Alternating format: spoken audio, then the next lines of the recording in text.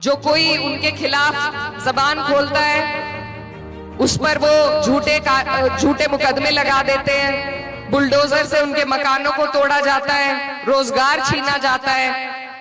मैं आपको ये बताना चाहती हूँ कि अभी बिहार के लोगों ने पूरी तरीके से भाजपा का राज नहीं देखा और मैं ये चाहती हूँ कि आप देखें भी ना, क्योंकि जब जरूरत पड़ती है, जब संकट का समय आता है तो सबसे पहले पड़ोस आपका काम आता है, चाहे वो हिंदू हो या मुसलमान हो। जब कोरोना आया, याद कीजिए मेरे क्षेत्र में सिर्फ 30% मुसलमान हैं, फिर भी मुझे वहां से सबने प्यार दिया, आशीर्वाद दिया, क्योंकि हमारा देश एक दूसरे से धर्म के आधार पर नहीं जुड़ा, हिंदुस्तानियत के आधार पर हम एक दूसरे से जुड़े हैं। जो लोग हमें बांटने की कोशिश करते हैं, हमें तोड़ने की कोशिश करते हैं, हमें नफरत फैलाने की कोशिश करते हैं, उन्हें अगर जवाब दिया जा सकता है तो सिर्फ मोहब्बत के जरिए।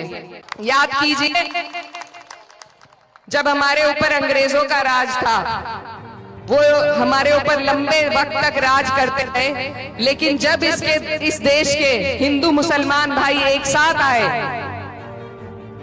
उसी के बाद वो यहाँ से भागने पर मजबूर हुए।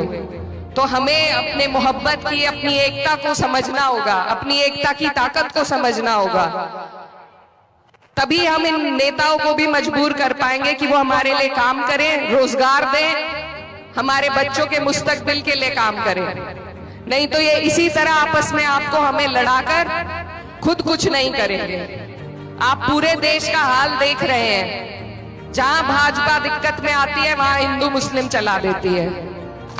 एक तरफा किसी एक वर्ग की बात करके कभी किसी का फायदा नहीं हो सकता। आप ये देखिए जब वक्फ का बिल आया था तो सिर्फ 24 मुस्लिम एमपी थे, बाकी जो 208 सांसद थे जिन्होंने वक्फ के खिलाफ वोट दिया था वो सब हमारे हिंदू भाई थे। तो हम इस प्यार को हमें बनाना है और बढ़ाना है।